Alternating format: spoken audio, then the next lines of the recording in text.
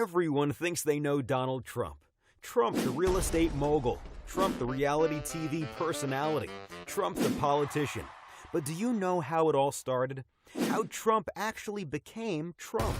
Here's the real story behind how Donald Trump got his wealth, his successes and his failures. The story started well over a century ago with Donald's grandfather, Frederick Trump. You see, real estate runs deep in the blood of the Trump family, and Frederick was actually the first Trump to own a hotel. During the famous Klondike Gold Rush in Canada, Frederick owned an inn and restaurant that served gold miners. When he passed away, he left an estate worth just under $500,000 in today's dollars to his heirs. His eldest son, Fred Trump, carried on the Trump legacy by going into business with his mother, using his inheritance for seed money. Fred became a very successful builder in New York City's outer boroughs. He built single-family houses in Queens in the 1920s. He helped pioneer the supermarket with the Trump Market during the Great Depression. He even built barracks for the Navy during World War II. But Fred's real cash cow came in 1949, when he got a government loan to build Shore Haven Apartments in Brooklyn.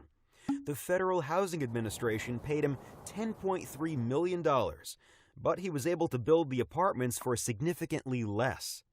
The government kept overpaying for houses in Brooklyn and Queens, and Fred kept building them. Fred Trump was allegedly worth between $250 and $300 million by the time of his death in 1999. According to Donald, his father was one of the biggest landlords in New York's outer boroughs. Born in Queens, Donald Trump would join his father's company early on in his career. Donald had a different vision for the Trump name. He envisioned the Trump brand as being synonymous with luxury worldwide. Using his dad's business connections and creditworthiness, Donald went into real estate in Manhattan in the mid-1970s. He borrowed a small sum of $1 million to get started. One of Trump's first moves was also one of his biggest wins. In 1976, Donald Trump and Hyatt partnered to buy the rundown Commodore Hotel near Grand Central Station. At the time, the whole neighborhood was in disarray, with many nearby buildings on the verge of foreclosure. Trump negotiated contracts with banks and the city in an effort to fund the hotel and rejuvenate the area. The end result was the Grand Hyatt, a 25-story hotel which Trump sold his share of for $142 million in 1996. Another big win for Trump was with 40 Wall Street, which was once the tallest building in the world. He bought it for $1 million after years of vacancy. Today, it's prime real estate in the financial district, worth more than $500 million. The Apprentice was also a financial home run. As the show's host and executive producer, Trump raked in $1 million per show for a whopping total of 185 episodes. But like many businessmen, Trump's career also had its share of failures. Donald's biggest failure may be his ill-fated venture into casinos in Atlantic City. The bleeding started in 1988 when he acquired the Taj Mahal Casino. Funded primarily by junk bonds, the massive casino would be $3 billion in debt within just a year of opening. Trump, who racked up $900 million in personal liabilities, had the business declare bankruptcy. To stay afloat, he ditched many personal assets, such as his airline, a 282-foot mega yacht, and half of his stake in the company.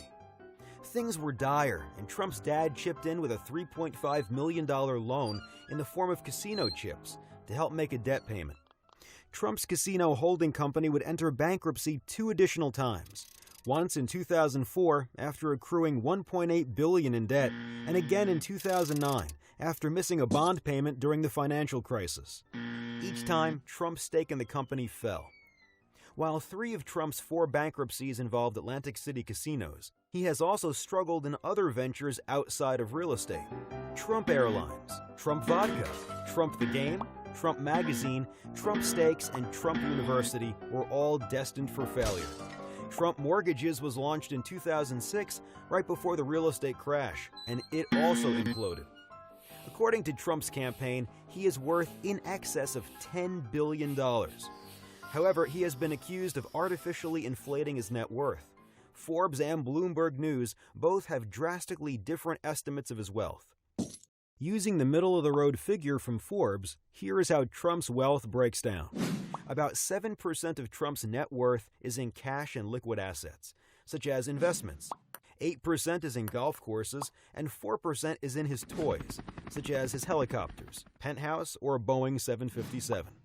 The majority, however, is in real estate, with Manhattan properties alone making up about half of his total portfolio.